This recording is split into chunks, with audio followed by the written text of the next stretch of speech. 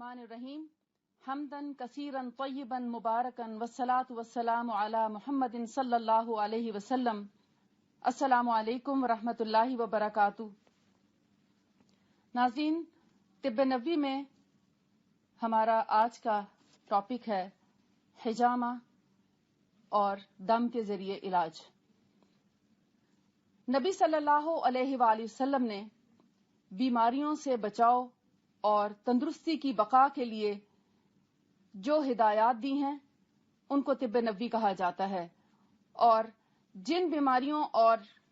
تکالیف کے لیے آپ صلی اللہ علیہ وآلہ وسلم نے خود اپنے لیے جو چیزیں تجویز کیں اور صحابہ کرام کے لیے جو مشورے دیے، جو تجاویز دیں، اور ان کی صحت اور ان کی جسمانی اور روحانی صحت کے لیے جو چیزیں آپ صلی اللہ علیہ وآلہ وسلم نے تجویز کیں اور حفاظتی تدابیر بتائیں، ان سب کا نام طب نبوی ہے۔ طب نبوی میں ان ہدایات کو جو رسول اللہ صلی اللہ علیہ وآلہ وسلم سے ہمیں ملی ہیں، مسلمانوں کو اپنے لیے اس کو قیمتی تحفہ سمجھنا چاہیے۔ حدیث میں آتا ہے کہ اللہ تعالیٰ نے دنیا میں جو بھی بیماری اتاری ہے اس کی دوا اور شفا بھی ساتھ اتاری ہے۔ رسول اللہ صلی اللہ علیہ وآلہ وسلم نے بہت سے طریقوں سے جسمانی اور روحانی بیماریوں کے علاج کے لیے ہماری مدد فرمائی ہے اور ہمیں ہدایات دی ہیں۔ آئیے دیکھتے ہیں وہ طریقے کون کون سے ہیں۔ آپ صلی اللہ علیہ وآلہ وسلم نے کھانے پینے کی اشیاء سے لے کے غذا کی تبدیلی، آب و ہوا کی تبدیلی، کھانے پینے کے برتنوں کی صفائی ستھرائی اور ان کو ڈھانک کے رکھنے کا حکم، اس کے علاوہ دم اور دعا کے ذریعے علاج، دواؤں کے ذریعے علاج، حجامہ کے ذریعے علاج آپ صلی اللہ علیہ وآلہ وسلم کی سنت سے ہمیں ملتا ہے۔ نبی صلی اللہ علیہ وآلہ وسلم نے ہماری جسمانی اور روحانی بیماریوں کے لیے جو ہدایات دی ہیں، ان کے لیے جو طریقے مرتب کیے، ان میں ہمیں دعا کرنا سکھایا، دم کے ذریعے علاج کرنا سکھایا، دواؤں کے ذریعے علاج کرنا سکھایا، اور دم اور دعا ان دونوں کو دوا کے ساتھ اگر کیا جائے تو بیماری کا مکمل طور پر خاتمہ ہو سکتا ہے۔ رسول اللہ صلی اللہ علیہ وآلہ وسلم نے حجامہ خود بھی کروایا اور حجامہ کرنے کا حکم بھی دیا۔ جب آپ صلی اللہ علیہ وآلہ وسلم کو سر کا درد ہوا اور درد شقیقہ ہوا، ایک موقع پر رسول اللہ صلی اللہ علیہ وآلہ وسلم کو جب یہودیہ عورت نے زہر دینے کی کوشش کی تو آپ صلی اللہ علیہ وآلہ وسلم نے ان مواقع پہ حجامہ کرایا۔ اور ایک دفعہ رسول اللہ صلی اللہ علیہ وآلہ وسلم حج پر تشریف لے جا رہے تھے تو راستے میں سر درد کی وجہ سے آپ نے حجامہ کروایا۔ اور حجامہ ایک ایسا طریقہ علاج ہے جو بہت عرصے تک، بہت صدیوں تک اس کے بارے میں کوئی زیادہ لوگ نہیں جانتے تھے اور نہ ہی یہ اتنا کامن تھا، لیکن آج کل اس پر سائنٹیفک ریسرچز کے بعد یہ چیز ثابت ہوئی کہ حجامہ ایک بہت اچھا طریقہ علاج ہے، جس کے ذریعے انسان کے خون سے گندے مادے نکال کر خون کی صفائی کا اہتمام کیا جاتا ہے، بلڈ سرکولیشن امپروو ہوتی ہے اور باڈی ڈیٹاکس ہوتی ہے۔ جسم سے گندے فاسد مادوں کا اخراج ہونے کی وجہ سے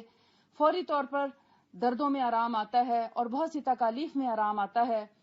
جسم کے جن حصوں میں آکسیجن نہ پہنچ رہی ہو، خون کی روانی کی وجہ سے وہاں آکسیجن پہنچنا شروع ہو جاتی ہے۔ جہاں ہیلنگ نہ ہو رہی ہو، اندر انفیکشنز ہوں، وہاں پر حجامہ جو ہے، چونکہ بلڈ سرکولیشن اس سے تیز ہو جاتی ہے،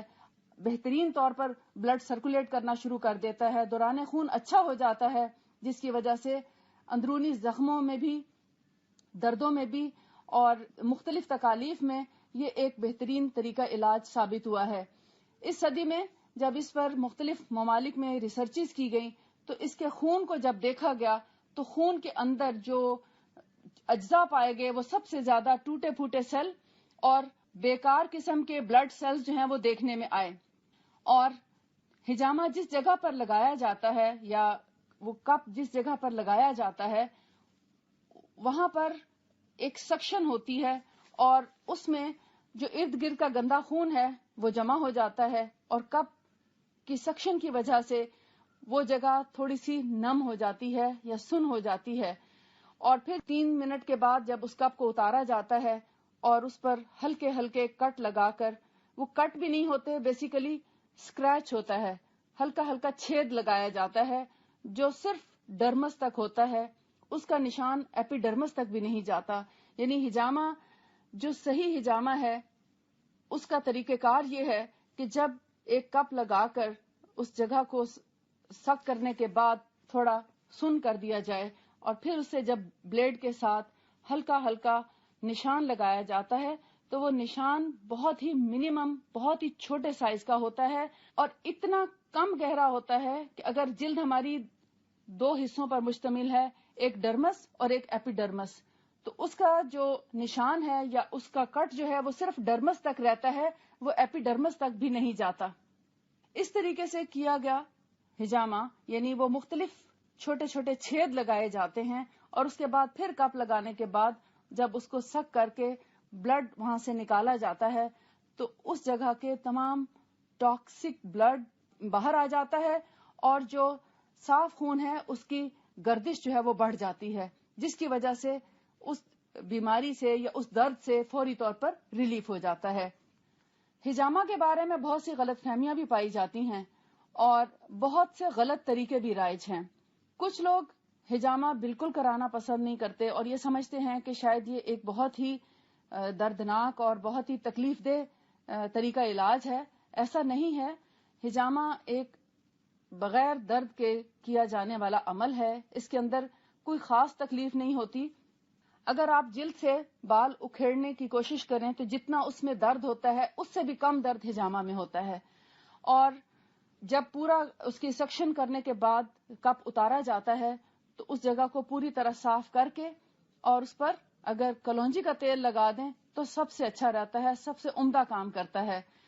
رسول اللہ صلی اللہ علیہ وآلہ وسلم کے زمانے میں سینگوں کے ساتھ ہجامہ کیا جاتا تھا. اسی لیے آپ دیکھتے ہیں کہ اس کے ترجمے میں بعض اوقات سینگیاں لگوانا اور بعض اوقات اس کا پچھنے لگانا کبھی ذکر آتا ہے. بہت سے ممالک میں اس کا طریقہ کار مختلف رہا. جیسے ہمارے ریگستانی علاقوں میں ابھی بھی لوگ جونکیں لگا کر علاج کرتے ہیں. یعنی اگر کسی کو پس والے پھوڑے بن جائیں یا کہیں بہت زیادہ تکلیف دہ درد ہو تو پھر ایسے میں وہ جونکیں لگا کر اس جگہ کی تکلیف کو یا اس جگہ کی انفیکشن کو ختم کرا دیتے ہیں. جونک وہاں سے خون پیتی ہے اور وہ گندا فاسد خون پی لیتی ہے.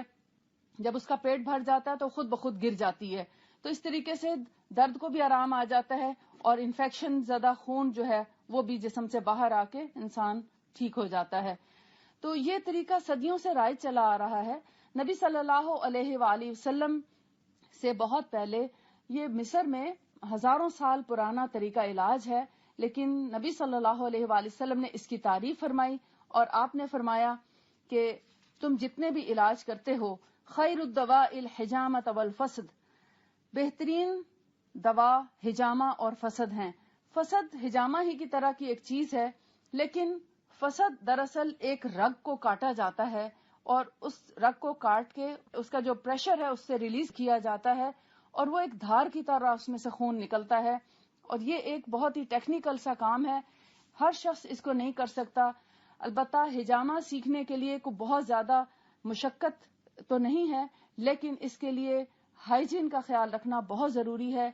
اور اس بات کا جو ہے عام طور پہ لوگوں کو علم ہونا چاہیے کہ ہر ہجامہ کرانے والے سے ہجامہ نہ کرائیں. بہتر ہے کہ کسی ڈاکٹر سے ہی ہجامہ کرائیں اور جو ہائیجین کا خیال رکھ سکتا ہو، جس کو ہائیجین کے بارے میں مکمل معلومات ہوں. ہجامہ کے بارے میں کچھ سوالات ذہنوں میں آتے ہیں لوگوں کے کہ یہ کہاں سے شروع ہوا، یہ کیسا طریقہ علاج ہے، اس سے کیوں کر شفا ہوتی ہے. اس کے بارے میں ہم ذکر کر چکے ہیں اور اس کے کیا کیا پوائنٹس ہیں. عام طور پر جو ہجامہ کرنے والے ہجامہ تھراپسٹ ہیں زیادہ تر وہ سننا پوائنٹس کے نام سے ہجامہ کرتے نظر آتے ہیں، لیکن ہجامہ دراصل ایک پوری سائنس ہے اور اس کے بارے میں کافی تحقیق ہو چکی ہے. اب پاکستان میں بھی، انڈیا میں بھی، انگلینڈ میں ہجامہ اس وقت بہت کامن ہو چکا ہے اور امریکہ، یو کے، انڈیا، پاکستان اور بہت سے ممالک میں اس کو بہت پسند کیا جانے لگا ہے اور اس کو کھلاڑی بہت شوق سے سوئمنگ کرنے والے لوگ بہت شوق سے ہجامہ کرا رہے ہیں، کیونکہ پٹھوں کو نہ صرف یہ کہ ریلیکس کرتا ہے بلکہ تقویت بھی دیتا ہے۔ اگر ہجامہ کے ذریعے خون نکلتا بھی ہے تو اس خون کے بدلے نیا خون بہت تیزی سے بنتا ہے، جس کی وجہ سے انسان کی صحت بہت اچھی ہو جاتی ہے۔ اور اسپیشلی جیسے کینسر کے پیشنٹس ہیں، اور خاص طور پر بلڈ کینسر کے پیشنٹس کو خون نکلوانا ضروری ہوتا ہے، کیونکہ ان کا خون بہت تیزی سے خراب ہو رہا ہوتا ہے، اور اس خون کو بڑھانے کے لیے اگر ہجامہ کیا جائے تو ہجامہ کے ذریعے نہ صرف یہ کہ ان کے خون کے ٹاکسنز باہر آئیں گے، بلکہ خون جو ہے وہ تازہ بہت تیزی سے بننا شروع ہو جائے گا۔ اس طریقے سے ان کو بلڈ کینسر سے شفا یاب ہونے میں مددگار ثابت ہو سکتا ہے۔ ہجامہ بہت سی بیماریوں میں شفا کا باعث ہے، مثال کے طور پر درد شقیقہ یا مائیگرین، ہیڈ ایک، اور ہماری ریڑھ یعنی کہ اسپائنل کارڈ کے پرابلمز، اس میں سروائیکل کا پرابلم ہو یا لمبر اسپائن کا پرابلم ہو، یہ کافی حد تک ڈسک سلپ یا ڈی جنریٹو چینجز اور ریڑھ کے اور جتنے مسائل ہیں، درد ہے یا انفلیمیشن ہے، ان سب کو ٹھیک کرنے میں بہت زیادہ فائدہ مند چیز ہے۔ ہجامہ صرف جوان لوگوں کے لیے ہی نہیں بلکہ بچوں اور بوڑھوں کو بھی کیا جا سکتا ہے، لیکن ان کے لیے ہمیں تھوڑی احتیاطی تدابیر کی ضرورت ہے کہ دیکھا جائے کہ مریض کتنا کمزور ہے یا بچہ کتنا کمزور ہے۔ اگر عمومی حالت انسان کی ٹھیک ہے تو اس میں کوئی بھی ایج ہو ہجامہ ہو سکتا ہے، لیکن اس کے لیے پھر بھی ڈاکٹر کا مشورہ ضروری ہے، یا ہجامہ تھراپسٹ جو کہ ڈاکٹر بھی ہو اس سے مشورہ کرنے کے بعد ہجامہ کرائیں۔ ہر شخص ایک دوسرے کا ہجامہ نہیں کر سکتا، اور اس کے لیے بلکہ ہمارا ایک ریکویسٹ بھی ہے کہ اس کے لیے کچھ قوانین ہونے چاہیے، کچھ اصول و قواعد ہونے چاہیے کہ ہر شخص گھر میں بیٹھے ہجامہ نہ کرتا رہے۔ چونکہ یہ سنت علاج ہے اور نبی صلی اللہ علیہ وآلہ وسلم نے خود اس کو کروایا اور اس کی اجرت بھی دی، لہٰذا اس کو ہم ایک اچھا علاج سمجھتے ہیں، مگر اس کے لیے کچھ اصول و ضوابط ہونے چاہیے، کیونکہ یہ خون سے تعلق رکھتا ہے۔ چونکہ یہ خون سے اس کا تعلق ہے اور خون سے پھیلنے والی بیماریاں یا خون سے لگنے والے کنٹیجیس ڈیزیزز، اس سے بچنے کے لیے اس کے لیے کورس کرنے کے بعد یا اس کو پراپر طریقے سے سیکھنے کے بعد ہجامہ کی اجازت ہونی چاہیے۔ اور ہجامہ جو ہے وہ بہترین علاج تو ہے، لیکن اس کو ہر وقت کرانا اور ہر مہینے کرانا اور ہر بیماری کے لیے ہجامہ کرانا درست نہیں۔ کبھی کبھار جہاں آپ دوا سے آپ ٹھیک نہیں ہوتے یا آپ سمجھتے ہیں کہ ہر طرح کا علاج کرایا ہے مگر آپ ٹھیک نہیں ہوتے، تو پھر آپ ہجامہ کرا لیں، اس سے آپ کو انشاءاللہ شفا ضرور ہوگی۔ صحابہ کرام بھی بڑے شوق سے ہجامہ کرایا کرتے تھے، اور وہ لوگ تلاش کرتے تھے ہجامہ کے دنوں کو جمعرات اور پیر کے دن، یعنی پیر اور جمعرات کا دن وہ بہت پسند کرتے تھے ہجامہ کرانے کے لیے۔ اس کے علاوہ چاند کی تاریخوں میں 17، 19 اور 21 ان تاریخوں میں کرانا زیادہ پسند کرتے تھے۔ لیکن جب کبھی سر کا درد اگر زیادہ ہے یا کہیں بھی جسم میں درد زیادہ ہے یا کوئی تکلیف بہت زیادہ ہے تو ایسے میں کسی بھی تاریخ میں ہجامہ کرا لیا کرتے تھے۔ رسول اللہ صلی اللہ علیہ وآلہ وسلم جب حج کے لیے تشریف لا رہے تھے تو آپ کے پاؤں میں بھی تکلیف ہوئی، تو آپ نے بغیر ان تاریخوں کے بھی ہجامہ کرایا، یعنی 17، 19، 21 تاریخ نہیں تھی بلکہ مہینے کی شروع کی تاریخیں تھیں جب آپ نے ہجامہ کرایا۔ تو ہمیں سنت میں دونوں طریقے ملتے ہیں، ایک تو یہ کہ 17، 19، 21 اگر مل جائے اور اس میں بھی اگر منڈے یا تھرسڈے کا دن مل جائے تو بہت ہی اچھا ہے، اور اگر تکلیف زیادہ ہے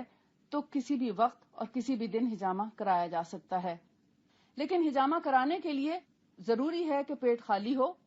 کھانا کھاتے ہی ہجامہ نہ کرائیں، یا ہجامہ کرانے کے لیے وہ تمام احتیاطی تدابیر جو آپ واک کرتے وقت کرتے ہیں، مثال کے طور پر آپ واک پہ جاتے وقت یا ہارڈ ایکسرسائز کرتے وقت آپ خالی پیٹ ہونا پسند کرتے ہیں، بہت زیادہ کھایا یا پیا ہوا نہ ہو، اور ایک دم سو کر اٹھنے کے بعد بھی نہیں،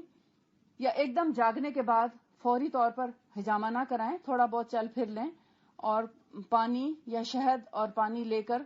پھر ہجامہ کرا لیں۔ اگر آپ بالکل صبح سویرے خالی پیٹ ہیں تو کوئی حرج نہیں، آپ 3 کھجوریں اور 1 گلاس پانی لے کر ہجامہ کرا سکتے ہیں تھوڑے وقفے سے. اور ہجامہ سے پہلے شہد ملا پانی پینا بہت ہی اچھا ہے،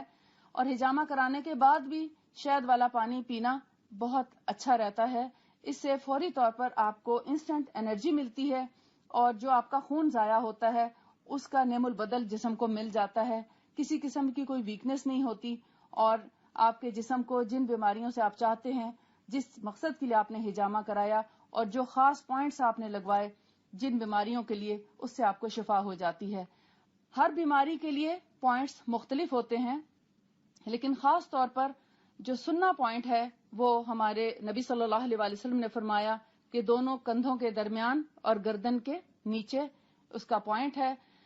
کچھ جگہوں پر آپ صلی اللہ علیہ وسلم نے ہجامہ کرانے سے منع بھی فرمایا، اور وہ گدی والی جگہ پر، یعنی گدی کی جو پیچھے گڑا ہوتا ہے ہماری گردن کا، وہاں پر آپ صلی اللہ علیہ وسلم نے ہجامہ کروانے سے منع فرمایا ہے. اور اسی طرح گھٹنوں کے سامنے ہڈی کے اوپر بھی، ہڈی والی جگہ پر بھی ہجامہ کرنے سے منع کیا گیا ہے، کیونکہ یہ ایسے پوائنٹس ہیں جس سے انسان کو نقصان پہنچ سکتا ہے. مختلف بیماریوں کے لیے مختلف پوائنٹس ہوتے ہیں. جہاں جسمانی بیماریوں کے لیے ہجامہ بہت مفید ہے، تو وہاں روحانی بیماریوں کے علاج کے لیے بھی یہ ایک بہت بڑا سورس ہے، ایک بہت اچھا ذریعہ ہے روحانی بیماریوں سے شفا پانے کا. مثال کے طور پر اگر آسیب، جنات، شیاطین یا جادو کا اثر پایا جائے تو اس کے بارے میں بھی ہمیں سنت سے اس کا ثابت ہے، اور نبی صلی اللہ علیہ وآلہ وسلم کے طریقے سے یہ ہمیں پتہ چلتا ہے کہ آپ صلی اللہ علیہ وآلہ وسلم نے جادو زدہ شخص کے لیے اور جس پر جنات کے اثرات ہوں ان کے لیے سر کے اوپر ہجامہ کرانے کا حکم دیا، یعنی سر پر ہجامہ کرانے کا حکم دیا. اور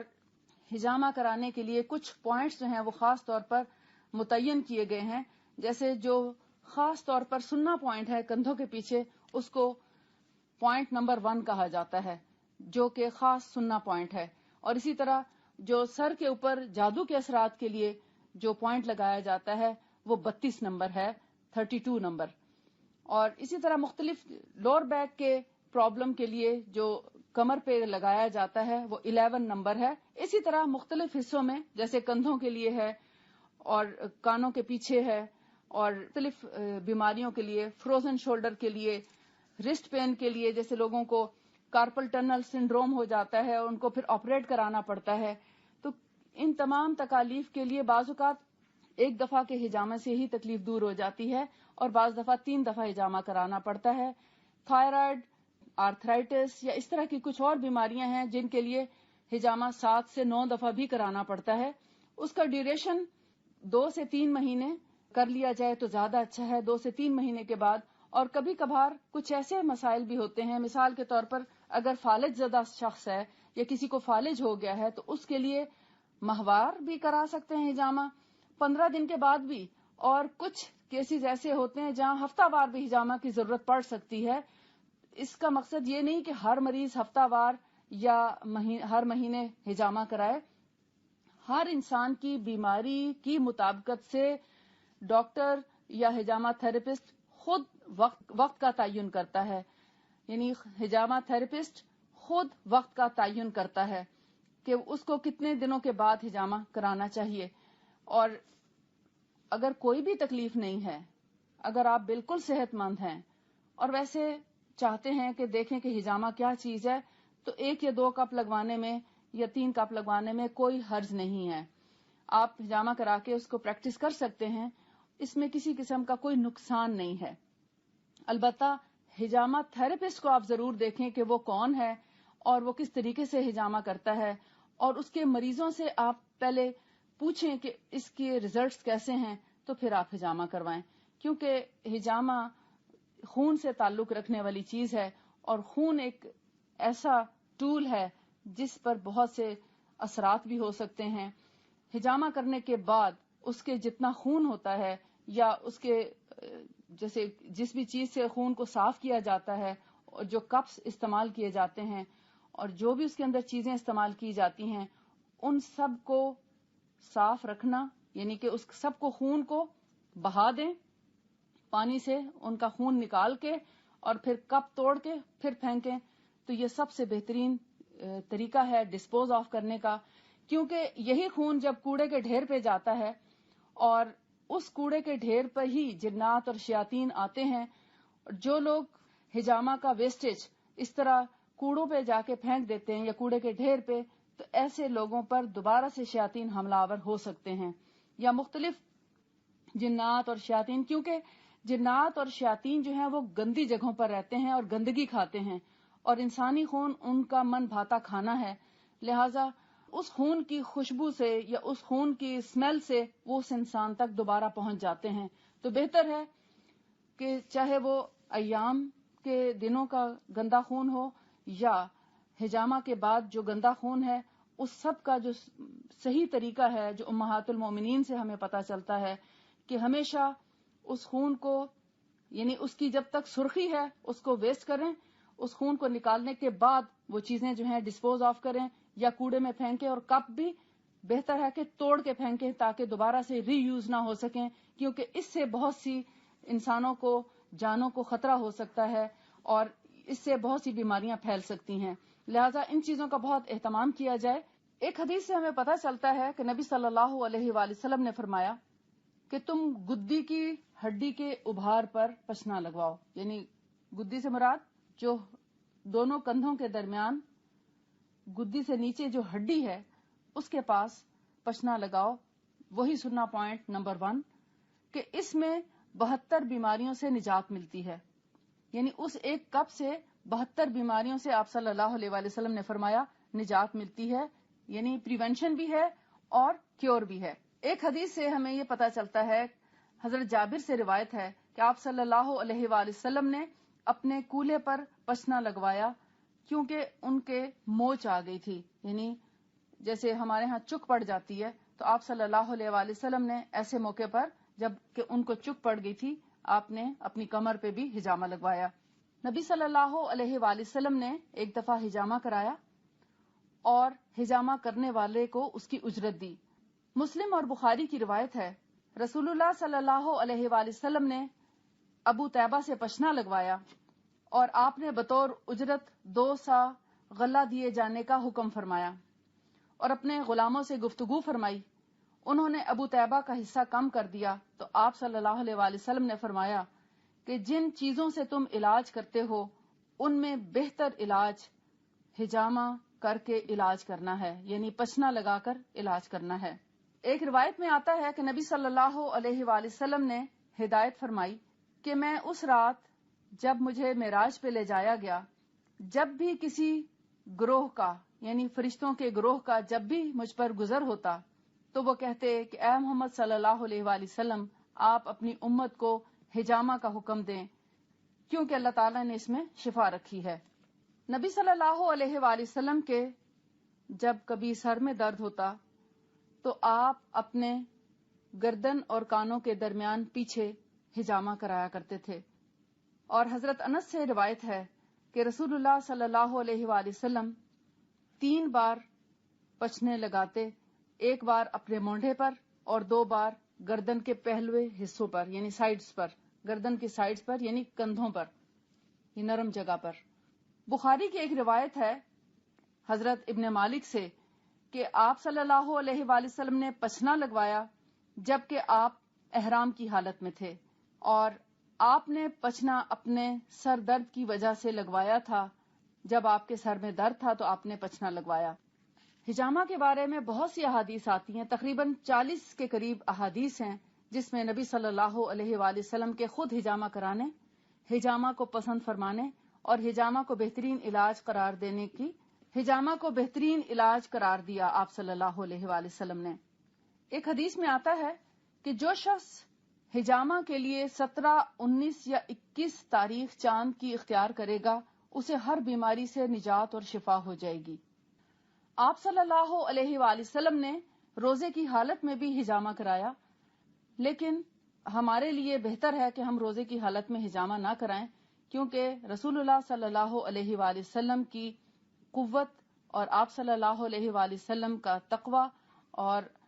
آپ کی تمام چیزیں بہترین پائے تکمیل کو تھیں، لیکن ہم لوگ